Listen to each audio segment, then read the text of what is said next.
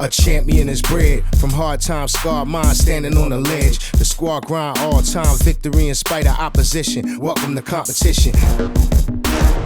You pick a side, I pick a side, they pick a side.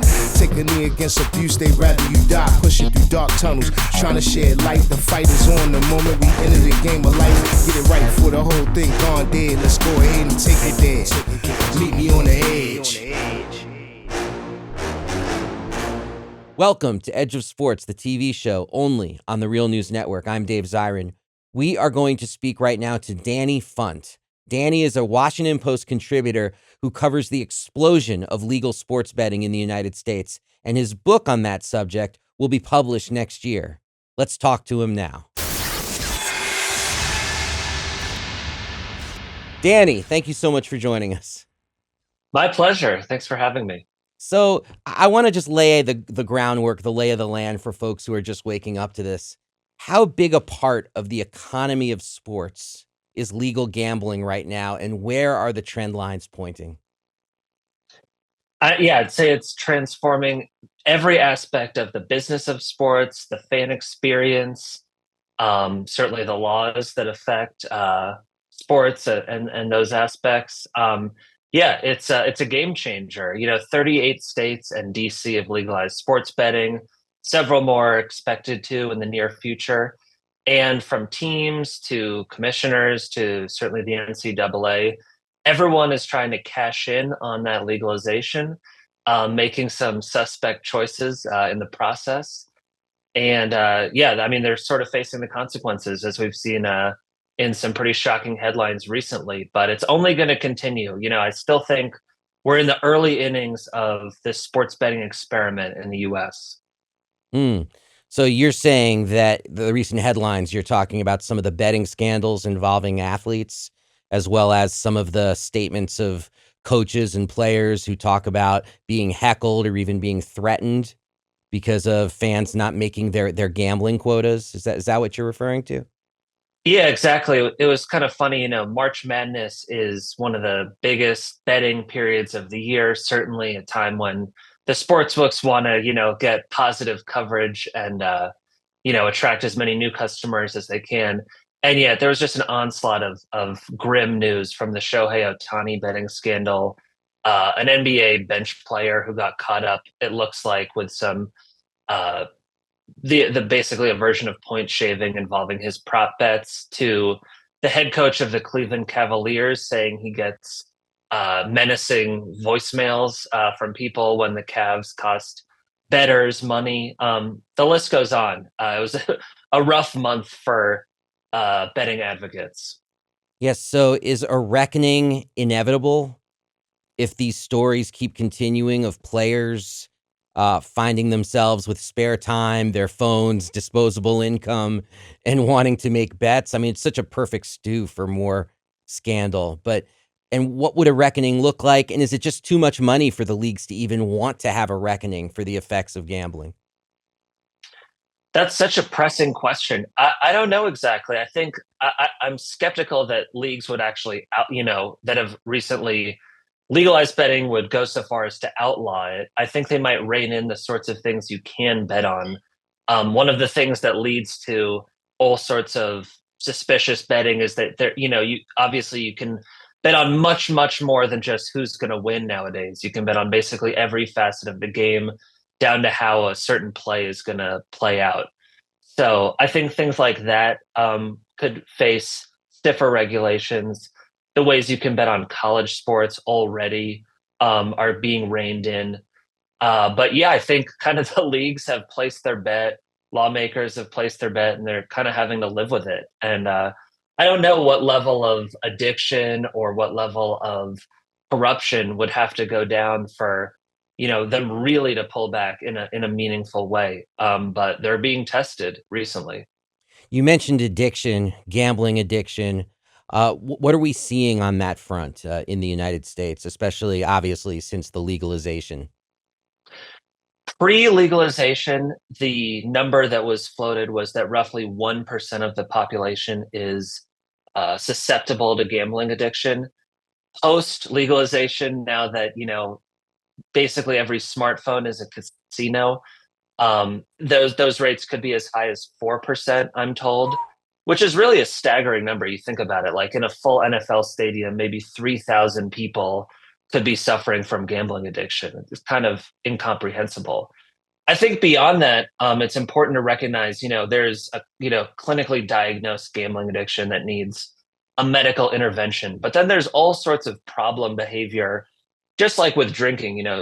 Alcoholism is one thing, but people might drink more than they ought to, along that spectrum. And the same thing is proving true with gambling. And it's so important to note with that it's not just can I gamble or can I not gamble? It's the ways you can gamble. And some of the most profitable types of betting, some of the most popular types of betting are some of the most addictive. And that's certainly driving addiction rates across the country. I'm speaking just anecdotally, but my son, who's in high school, has come home and told me about kids placing bets with other kids because they got their parents' FanDuel accounts. And my son said, "Dad, we're creating a new generation of bookies out of our high schools." Is that just my son's massive public school experience, or are we seeing indicators about youth gambling addictions? No, I don't think that's a one-off. How old's your son, by the way? I'm curious. Actually, he's 15. He turns 16 tomorrow. Yeah, that's a classic, time of life to start playing around with this. No, I think, a sort of an irony of legalization is it's shown a lot of people, a lot of entrepreneurs, hey, bookmaking is a winning business. Maybe I should get involved in that. I live near Colorado State University. I was just talking with a student there who said, the legal betting age is 21. By 19, as soon as he got to college, he was betting through offshore sports books that are unregulated and through some campus bookies who, just like your son's classmates, got inspired by all the betting around them and said, hey, this is an easy way to make a buck. No, I think, the argument for legalization was we've got this robust black market. Let's bring it into the sunlight, just as the same way that happened with cannabis, and regulate it, tax it, implement some consumer protections. In reality, yes, some of that has happened, but it's also caused the black market to surge for a number of reasons with adults and certainly with young people. Young people, I don't know exactly what age, definitely are more susceptible to compulsive betting, which is obviously dicey because they probably have a lot less disposable income. But it's a reason why advertising that targets college students, you can understand why they're attractive new customers, but that's some of the most controversial types of marketing, and some of the partnerships that sportsbooks struck up in recent years, literally with universities, in some of those cases got shut down pretty quickly just because that seemed like a line too far, even for gambling advocates. Do the legal gambling concerns, the FanDuels, et cetera, do they give a damn about these issues of addiction? You see, they do the 1-800-GAMBLER at the end of their ads, or is this just window dressing, like the equivalent of a cigarette company saying, "Oh, by the way, you can get lung cancer"? Yeah, so true. I mean, I think whether they give a damn or not, meaningful change can't come from sportsbooks self-policing. Just a week ago, I talked to a guy who was one of the top officials at one of those kind of second-tier sports books. And he was saying, the incentives just aren't there to crack down internally on problem gambling. Those are literally your best customers. Those are your whales who you're showering with promotions and egging on, with these kind of concierge services to keep those people betting. So their rationale is, well, they're our best customers. If we boot them, they're just going to go to our competitors. We're going to lose market share. They're going to find a way to keep betting. So it's not really in our best interest to do anything meaningful about that, which is why this person and a number of people across the industry are saying regulators need to impose much, much stiffer fines when sportsbooks are caught recruiting or egging on problem bettors. And there's also ways beyond that, just really simple fixes short of banning gambling that would make a difference. Like, one of the tenets of responsible betting is don't chase your losses.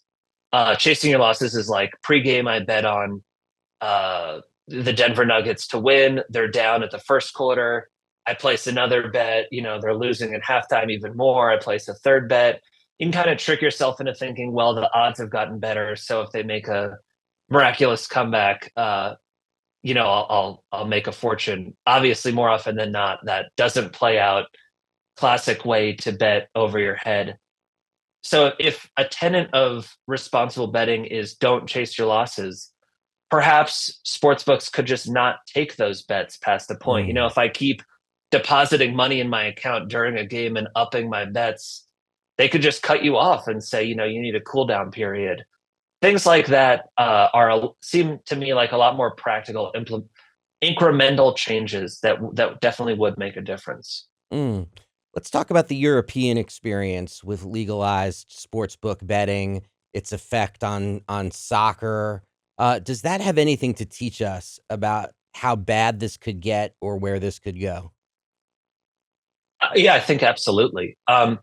The UK betting market is about a decade ahead of the US as far as legalizing online betting. If you just walk around London, the betting shops are all over town. It's kind of, Wow. there those people over there are kind of numbed to that culture. But as far as seeing where they are as foreshadowing where the US could be, there's definitely been kind of an awakening that not that they're going to ban betting anytime soon, but the public health consequences that come with it. I wrote it down anticipating that question. There was a study last year that found that what they called gambling related harms cost the UK $2.3 billion annually.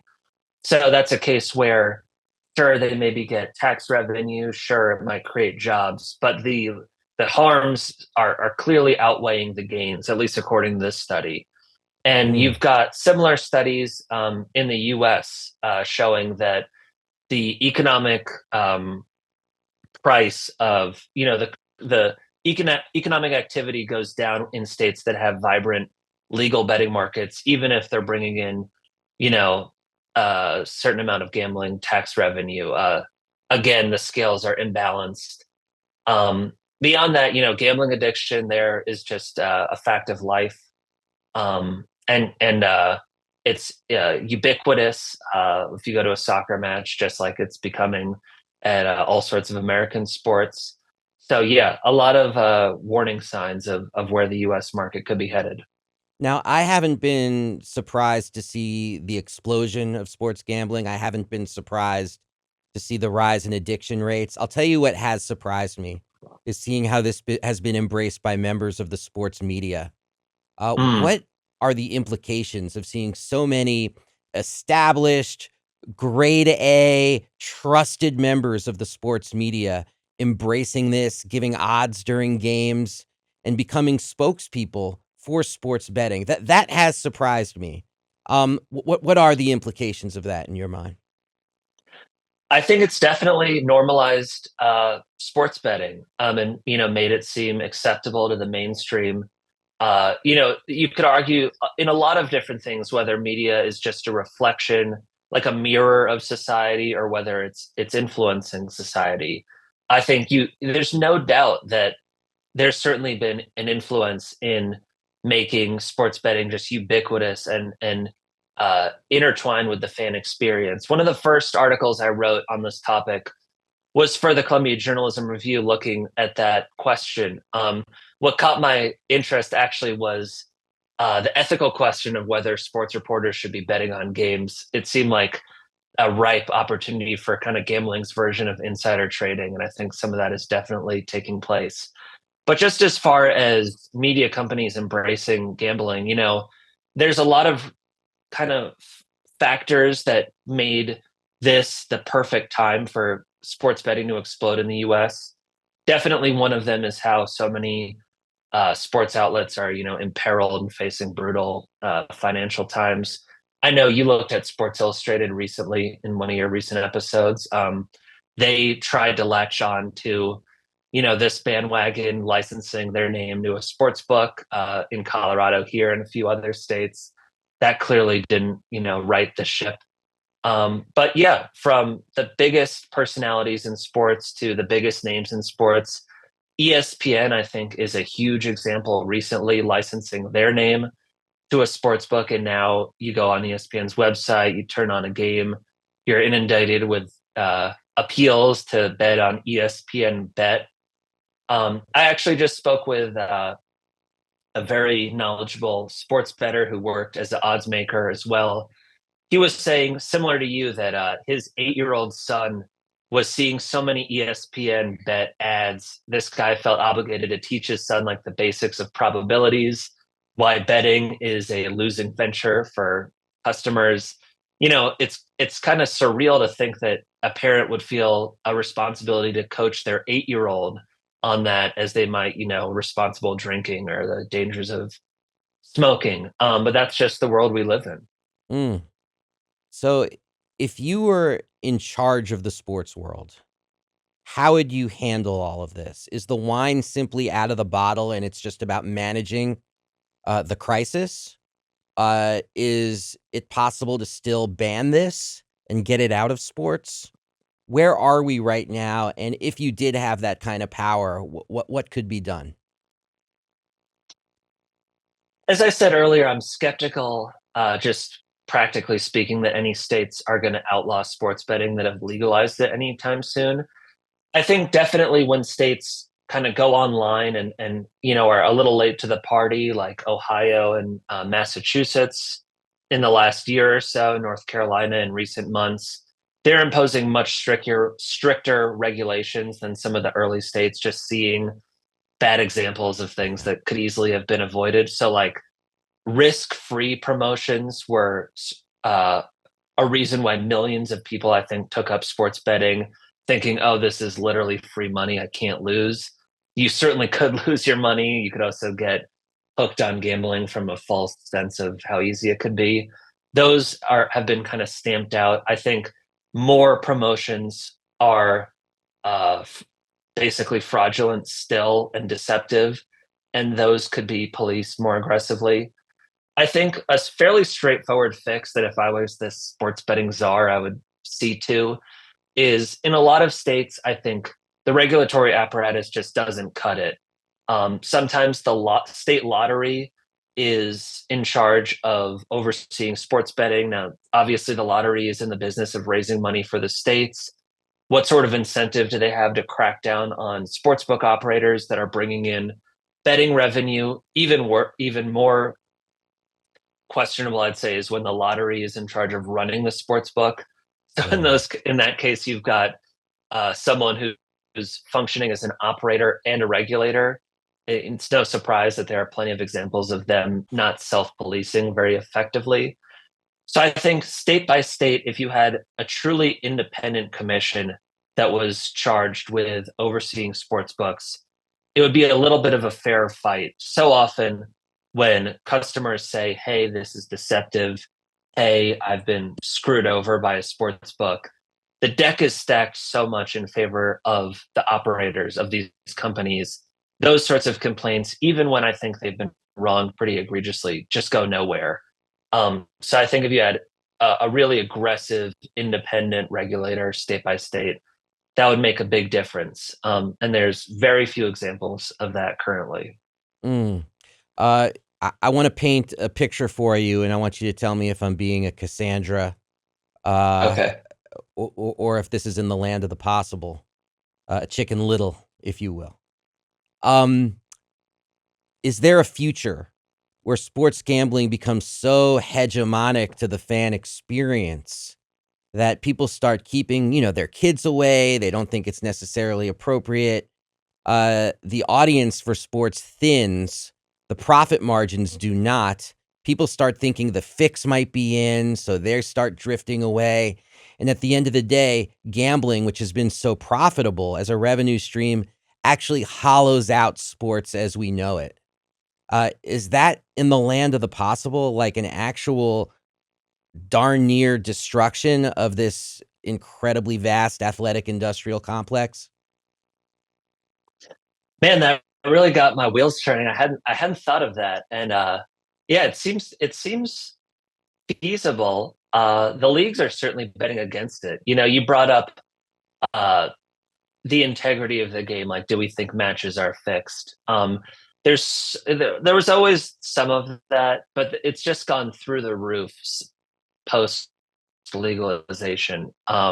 Even players like Rudy Gobert on the Minnesota Timberwolves made like this money gesture at a referee recently and got $100,000 fine for it. The obvious insinuation is he's saying like the ref is on the take. Maybe he's looking out for a bet by swallowing his whistle or something. The confidence in the integrity of the games has definitely taken a hit, and yet the leagues aren't spooked enough by that to really do anything about it. So that's something that I'm really interested in. As far as people saying, let me keep my kids away from sports, I just find American sports are so deeply rooted. I don't know. I mean, maybe parents don't take their kids to the racetracks because they don't want them to start, betting on horses. That might be a precedent worth looking at. But as far as, football, basketball, golf, baseball, the major sports that are the first things we talk about when we meet people, I don't know, that feels a little out there, but I'll definitely keep an eye on it. Hey, horse racing and boxing were once two of the most popular sports in the United States. So Yeah. just because something is doesn't mean it will always be. I can't let you go without mentioning that you're doing a book. And Yeah. I was hoping you could tell us something about the book. What about sports gambling are you set to explore? What's your thesis? What are you going for with this book? Thank you for asking. I would say what I'm going for is I want to rewind a bit, because I feel like, just as a sports fan myself, as someone who follows politics pretty closely, it felt like the Supreme Court opened the door for states to start legalizing, and then seemingly overnight it was just okay. New Jersey, Delaware, soon after that New York, Illinois. We're up to 38 states, counting Nevada, that have legalized. As I said, more are going to do so. You don't hear a robust public debate about that. It seems like, okay, this is a money making opportunity for states. We used to be adamantly against it, but now other states are doing it, so we got to get on board. The leagues used to speak about sports betting literally as an evil that was poisonous to sports. Now they're sports betting's biggest backers, again, seemingly overnight. So with the book, I definitely want to force us to have a serious conversation about these pros and cons, whether, as we've talked about today, the harms outweigh the positives. I also want to pull back the curtain a bit on what goes on inside of sports books. We see ads for FanDuel and DraftKings and Caesars pretty much everywhere. I don't think a lot of us know exactly how those companies operate, how they think about bettors, what their motivations are. And I'm going to definitely get inside of those companies and give a close up look at how they approach this game, and trying to anticipate where this is all going. As we've talked about, looking at Europe, looking at states that are a couple of years ahead of some of the others, and the second guessing they're having about what they've signed up for. So it's a bit retrospective. It's a bit of making sense of this chaotic world we're living in, and looking forward and seeing, is this, yeah, as I said, we're in the early innings. Is this going to be something that the powers that be are going to wish they hadn't signed up for?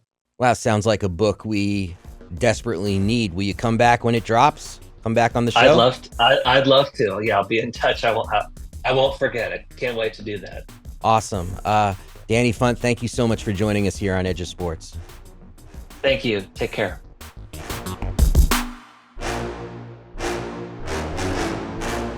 Thank you so much for watching the Real News Network, where we lift up the voices, stories, and struggles that you care about most. And we need your help to keep doing this work. So please tap your screen now, subscribe, and donate to the Real News Network. Solidarity forever.